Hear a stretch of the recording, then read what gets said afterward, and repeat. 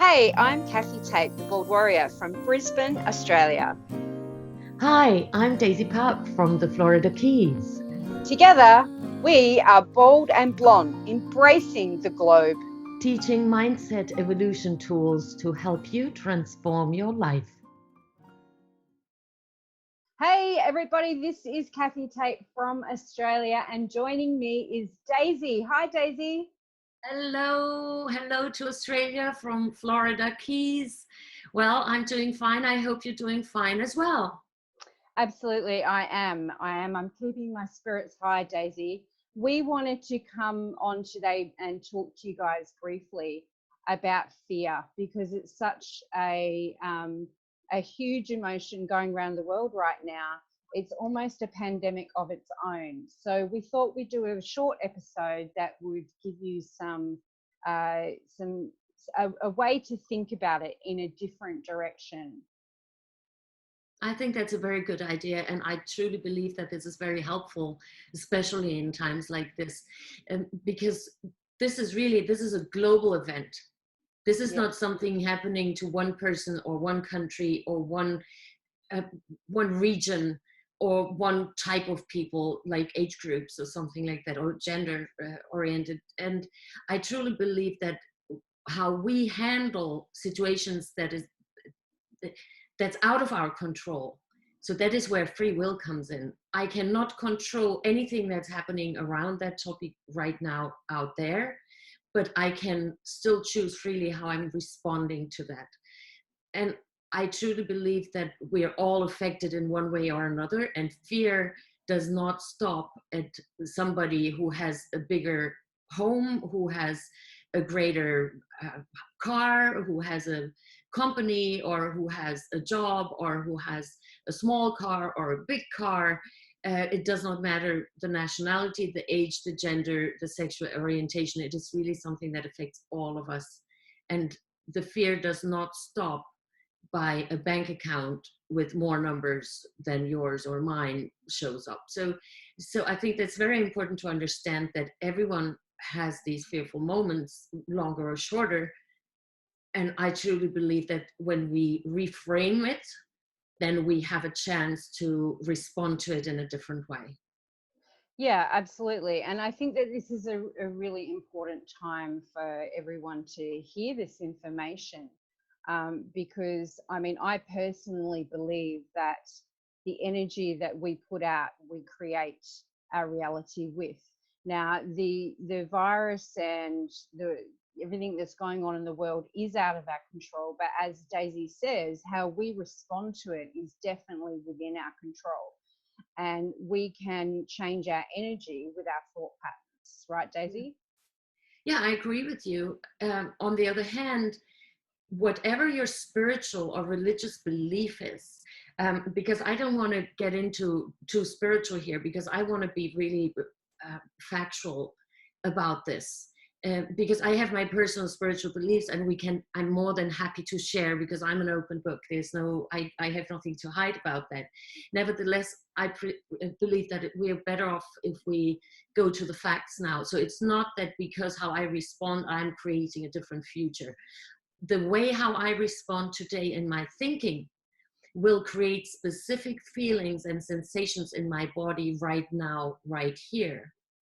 Right. So let's jump into the practical side of it, which is where you're going with that, I think, Yeah. and give our listeners something that they can actually use right now in their life.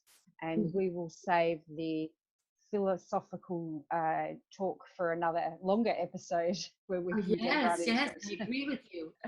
Because this is something that I want to give something, or that everyone can use, no matter the age, no matter the religion, no matter their faith or their spiritual evolution. So that, first of all, what is fear? Let's define it.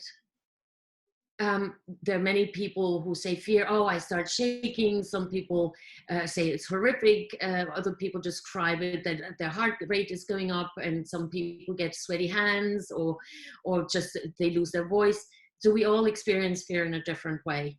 Now, when we write out the word FEAR, and we look at it, what it means to us. For example, what we could do, we could take a piece of paper and write the letters under one another, so FEAR, and find words that describe how we are feeling.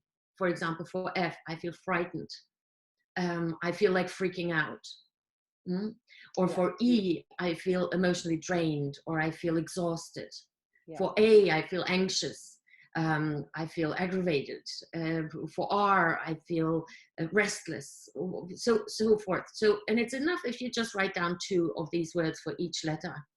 And then what I'd like you to do, I'd like you to turn the page, physically turn the page, the piece of paper that you take, and write again these 4 letters down under one another, FEAR, and just give it a different meaning. So what is fear? So for example, the F, for example, find a word for F that could be really great for you. It could be fruit, or it could be fricious. It could be fantastic. So although we may not feel fantastic right now, but I'd still like you to write it down. That's really a very, very good and helpful tool that we can utilize. And then for E, we can write ecstatic, or empathy, or energy. Then for A, we could write, for example, ambition, or antibody. For example, we all want to have that right now, right? And then for R, we could say relax. We could say renew, or repeat, or something. So we want to reframe the word, because now here's the thing, it's really fantastic in our brain. No matter if it is real or not, whatever we perceive, it always goes through a evaluation process, positive, negative, neutral. And when we perceive something, for example, you watch the news and it's terrifying, it's frightening, it's unsettling, it's horrible. Yes. But then my body responds to it with sensations. So switch off the TV. How much news can you watch? It's a repetition. I do believe personally that it's enough in the morning if you inform yourself for 5 minutes, and in the evening you inform yourself for 5 minutes, and in the meantime you do something else. Now, fear itself, what is fear? Fear is a type of thought where we have pictures and words and we project it into the future. It's not right here, right now. Of course, if the neighbor's Doberman is sitting here next to me and is chewing my legs, then that is very real. And then I can take action to do something. Who should go away if the dog would listen to me? But with our thoughts, let's remember, we have 70,000 thoughts a day. I did not come up with this number. Blame the science for it, and blame the neurobiologists for it, who came up with the number.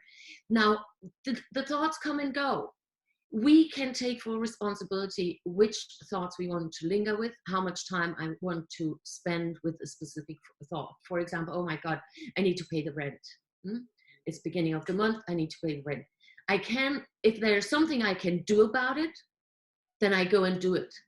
But if I cannot do anything about it because my job is shut down, or I am in quarantine, or I cannot leave because I'm on lockdown, my town is on lockdown, then focus on what you can do.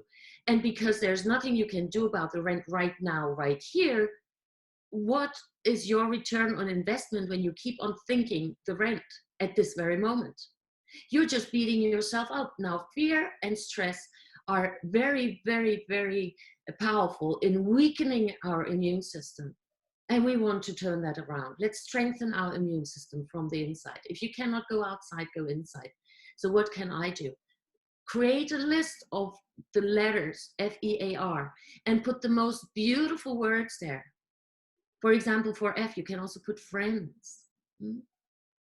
So come up with a list, and I'm more than happy to see all your comments. Comment down in the spread where you can comment, and we're more than happy. Kathi and I, we're more than happy to respond, and you're all in our hearts. So that is something that you can do right now. Amazing. And I've done this exercise with other words, and it really does work, guys. So we urge you to give it a go. And I think that actually even sitting down and doing the exercise will help you get out of your head and out of those thoughts of fear in the moment. And sometimes that's all it takes. So that's it for this episode. We wanted to do some short ones. Thing. Oh, there we go. One more thing. It just popped in. Every single one of you out there has a 100% success rate that you've survived. Every single one of you, all of you, have a 100% success rate that you already survived whatever was in the past. So now whatever that is that we're facing, we will survive that too. Absolutely. What a great note to end on. Thank you, Daisy. And thank you for the world.